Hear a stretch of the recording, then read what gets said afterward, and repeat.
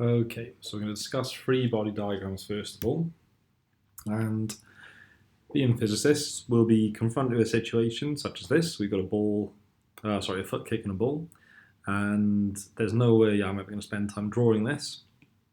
So we're going to draw a free body diagram instead.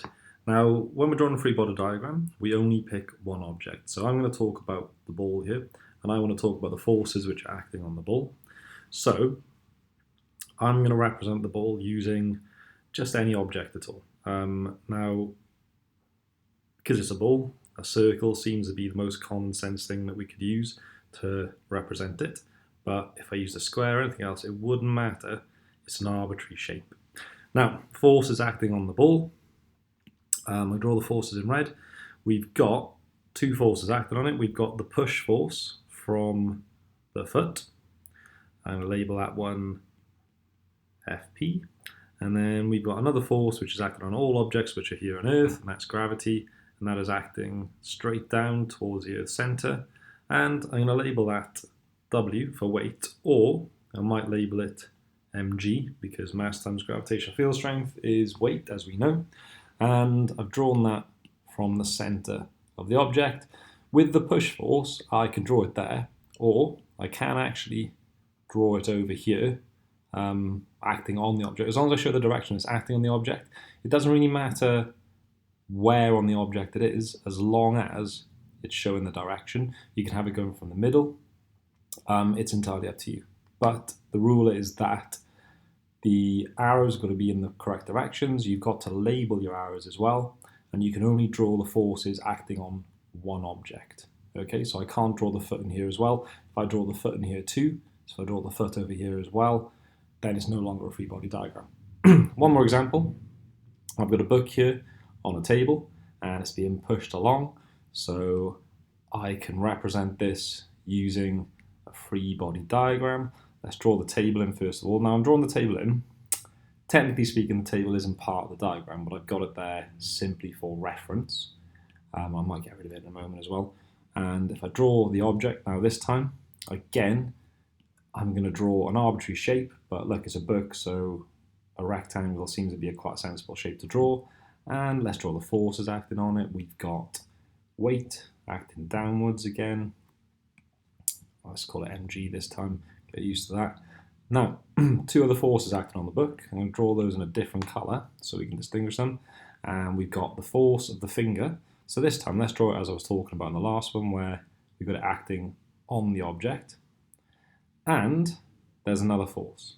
And the other force is the force of friction. All right, so this one's FP again. And we'll draw the friction in a lighter green colour because it's acting in the same direction, but the friction is going to be acting in the opposite direction to the motion. It's going to be opposing the motion. And let's call that FF for friction. So, free body diagram, main point to remember, you can draw any shape at all, it represents the object, but there is only one object represented, and you can only draw the forces acting on that one object. Now then, friction, let's look at this a little bit more detail. Friction is caused by essentially the roughnesses of the two surfaces. If you think of any surface, no matter how smooth the surface feels, if you look at it under a very powerful microscope, you'd see that in actual fact, it's not smooth at all, it's quite rough. And if you've got two surfaces which are moving past each other, they're in contact, they're moving past each other, then we're going to get this resistive force called friction, which is trying to slow them down. It depends on the roughness of the surfaces, and also depends on something called the normal reaction force, which is this force here. And the normal reaction force is always at right angles to the surface. Now in this case, this is nice and easy because the normal reaction force in this case is going to be equal to the weight of the object. We've got a force trying to push the object forward, and then we've got a frictional force acting in the opposite direction, which is going to do one of two things. It's either going to resist movement altogether. So in that instance, you've got an object that's stationary, you start applying this force. Now, you know, if you apply a little bit of force, it's not going to move. If you increase this force, make this force larger, it's going to start moving. And this is what this graph shows by here. Here we've got the object at rest. You apply a force to it, and the object's still at rest all the way along here. But as the force gets bigger, the frictional force also increases. And then you've got an object which is moving. Now, if an object's moving, it's still going to have friction. So there's still a frictional force, but this bit here shows us the frictional force of the object as it's moving. So you'll notice it's lower, and we can examine that in a bit more detail. We can look at the maths behind this. So if I want to know a value for my frictional force is going to be equal to mu times r, where mu is something called the coefficient of friction, and r, remember, is my normal, call it normal reaction force because that's its full name, normal reaction force. Now, there are two different types of friction that we're going to worry about. We're going to worry about Fd, mu d r, and Fs, mu s r. And what these mean, right? D stands for dynamic, which means moving, and S stands for static, which means not moving. So we've got two equations here, one for an object that is moving and one for an object that is stationary. And you'll notice that they're the same equation, except that our coefficient of friction has a little symbol after it. And that's because the coefficient of friction here is the coefficient of dynamic friction, and here is the coefficient of static friction. Now, this coefficient of friction, it's a value which you have for two surfaces trying to move past each other. If you change one of the surfaces, then this value is going to be a different value. If the object's stationary or the object's moving, this value will also be different.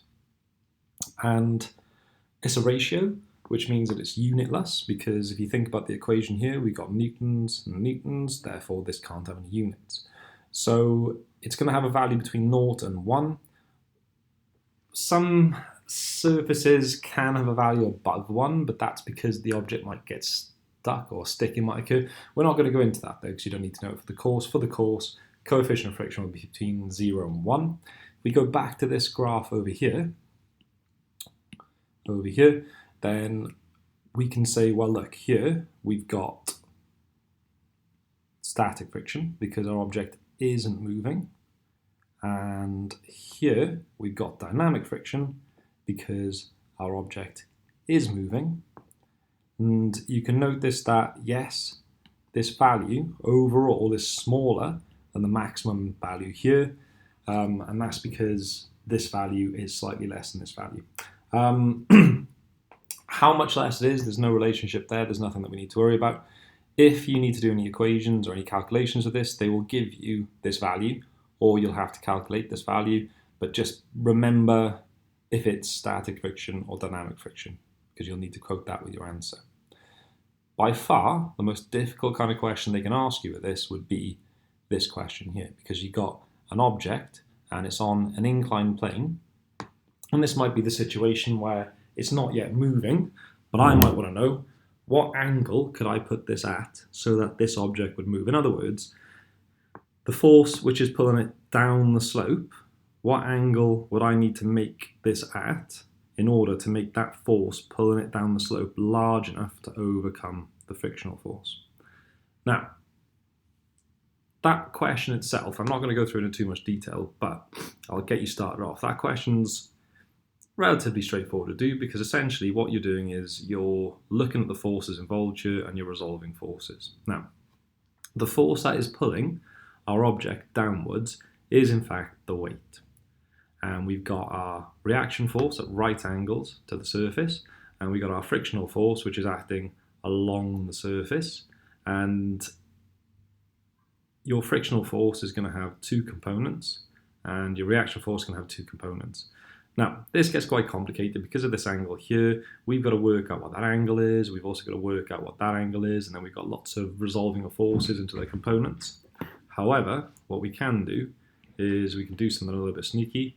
So if I make a copy of this diagram and I paste it over here, and what we can do is we can change how we view it.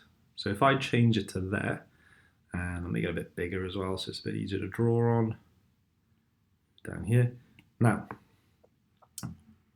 if I look at this, I now have my reaction force along the vertical, my frictional force along the horizontal. I in fact only have one force which is at an angle, one force in other words which will need to be resolved. So let's look at how we resolve that.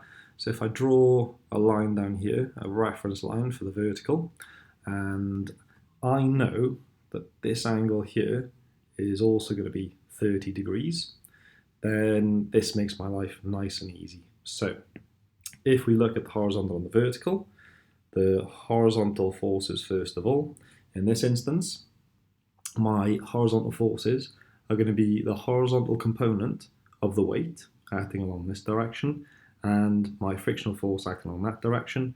Remember, my frictional force is also equal to mu s times r, where mu s is my coefficient of static friction, and my weight is also equal to mg. And in fact, I'll use these bits of the, rather than using the actual titles or the names of the forces, I'll use how to calculate them because it'll be more useful later on.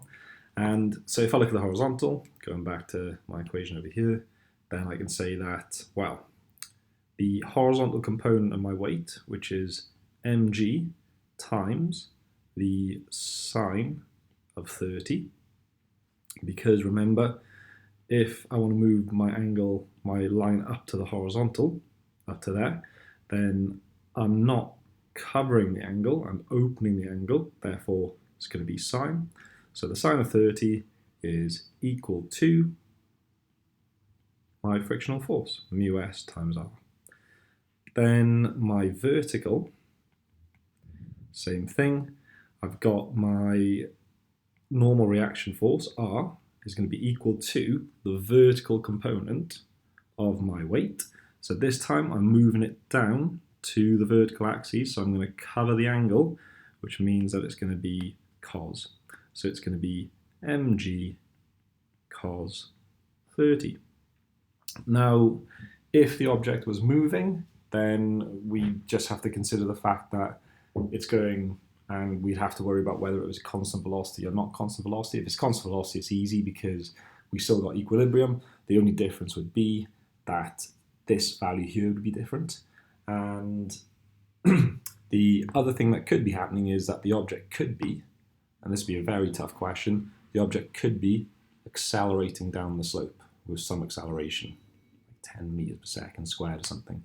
Now, if that was the case, what we'd have to do, considering that the motion's along the plane, we would know that this bit here, the horizontal, instead of these two balancing, instead we'd have the force pulling it down the slope, mg sine 30, minus the force, dynamic friction, trying to stop it going down the slope, will be equal to the mass times the acceleration.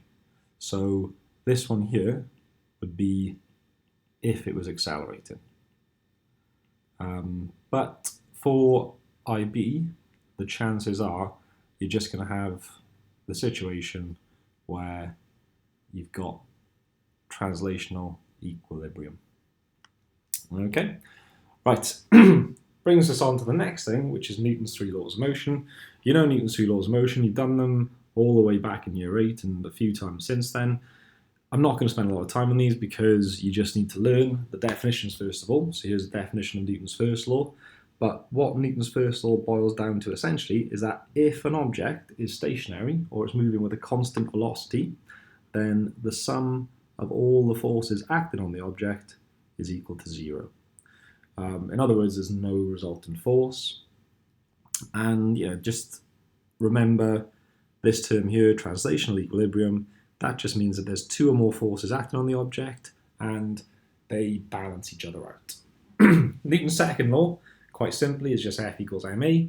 We're going to do a lot more on that when we talk about momentum. So again, I won't go into too much here. Just remember that the force in this case is the resultant force, is the overall force on the object.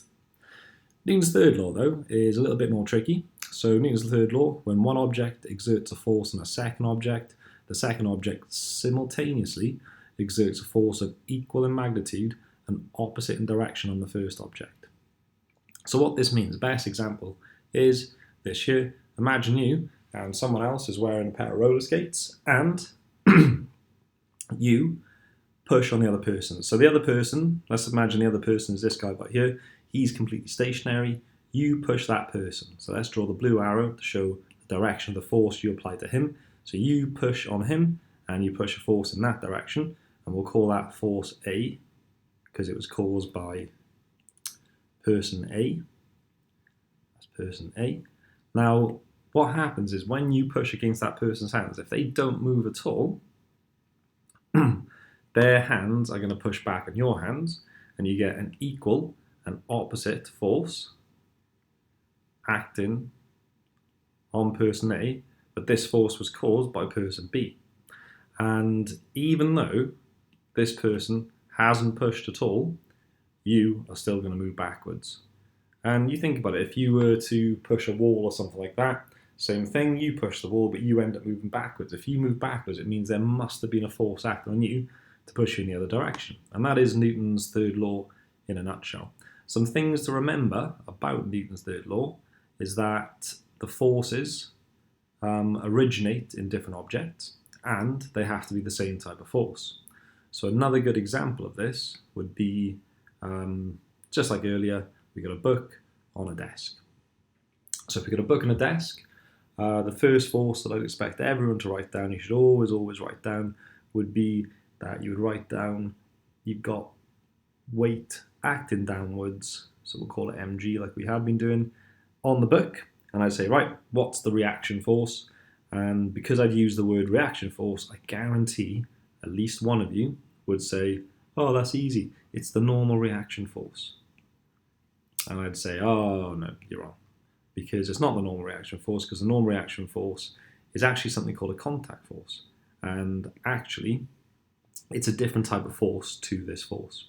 So the normal reaction force, the contact force, this is a gravitational force. So the Newton's third law pair has to be a gravitational force as well. And in actual fact, the Newton's third law pair comes from, so this here is the Earth. There would be an equal and opposite force acting on the Earth because of the book in the opposite direction. And that often messes with people's heads because they say, well, you know, that doesn't work because the Earth doesn't move. Well, no, the Earth does feel the force. It's just because the Earth is so huge, then the Earth, you don't really see the effects of the force. But the force is there. The book is literally pulling the Earth up with the same magnitude that the Earth is pulling the book down. It's as simple as that. So Newton's third law, remember, they have to originate in different objects, and they have to be the same type of force as well.